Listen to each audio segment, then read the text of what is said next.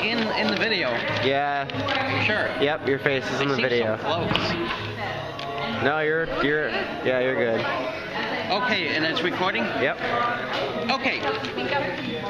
Back in the late 1960s and early 1970s, there was an existence of a sexual freedom movement. Thanks to the hippies, and a lot of people believed in free love. But as we moved into the second half of the 1970s, things started to go down the toilet thanks to religious fundamentalists and feminazis. And while they may seem to be so apart on many issues, when it comes to real sexual liberation, they are so aligned in many ways. Sexual freedom really eroded since a group of feminazi fucking cunts started the Me Too movement. And I need to make it perfectly clear for people who take this out of context that I in no way condone real sexual assault. Most sexual assault takes place by government and owners of big corporations, and they are allowed to get away with it because they are paid off, because they paid off the government, because they are above the law and corrupt. The media has caused most people to turn out to be a bunch of dumbed-down, stupid apes, and they are so fucking stupid they don't even know the difference between consent and sexual assault. The Me Too movement is taking the sexual liberation movement back into the dark ages as humanity keeps getting worse and worse because this planet is controlled by assholes. Furthermore, planet Earth is controlled by Satan, which is why so many people are a bunch of dumbed-down, stupid assholes. Then people will bring up, well, back in the 1970s, most people did not approve of homosexuality, but now it's considered acceptable to be gay by most people, except Bible-thumping assholes who still hate gay people. So doesn't that mean that people are more enlightened and tolerant than ever? No. It's only okay to be gay as long as you don't fuck and as long as you don't talk about how much you enjoy sucking dick.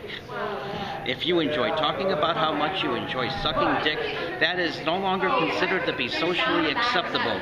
Furthermore, a lot of gay men enjoy sniffing poppers when they fuck.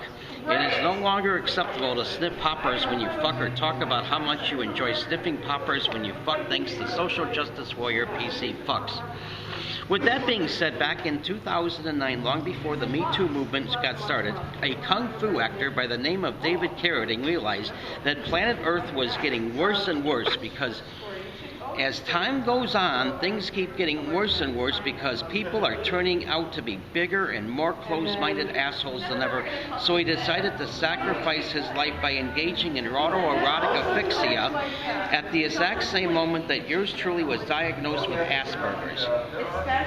David Carradine decided to sacrifice his life so we could start a new religion and start a new world in another dimension in which people are open-minded enough to believe that sex is wonderful.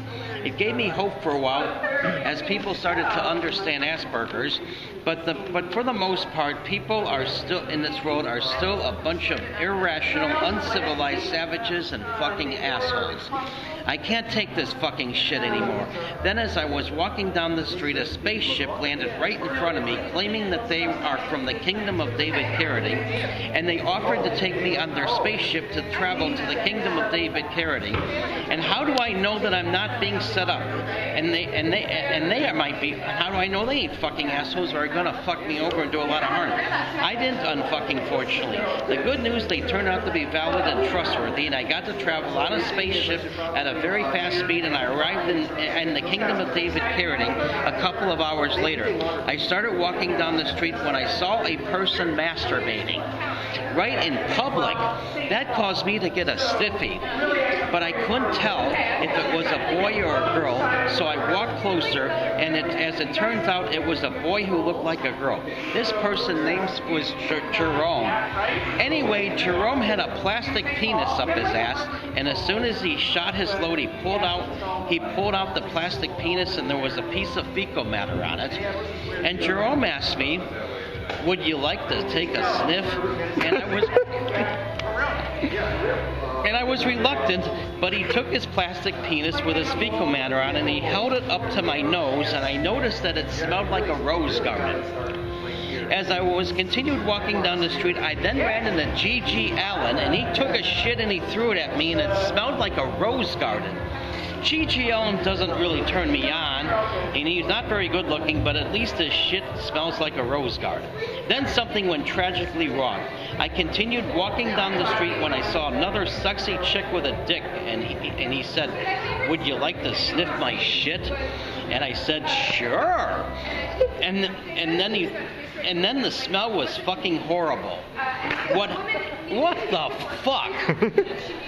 It turns out that the FBI, the CIA, and Satan was able to infiltrate the Kingdom of David Carradine by infecting people with bacteria which cause shit to stink in the Kingdom of David Carradine. David Carradine was fucking furious, and so he decided to spend spaceships to planet Earth and blow it up. And as long as you obey the 13 commandments, you will be allowed to get on the spaceships and spend eternal life in the Kingdom of David Carradine. But then all the cats on planet Earth will be killed. That is so sad. No, David Carradine took all the cats on planet Earth on the spaceships to the Kingdom of David Carradine, but there is a problem. Have you noticed that it stinks real bad when a cat takes a shit? It's because Satan causes shit to stink, so that's why cats bury their turds, because they are trying to send them send those turds to hell to be with the devil. And once a cat enters the Kingdom of David Carradine, it will no longer stink when they take a shit, because there will be a victory against Satan. And now let's all have some feedback. And how many minutes is it?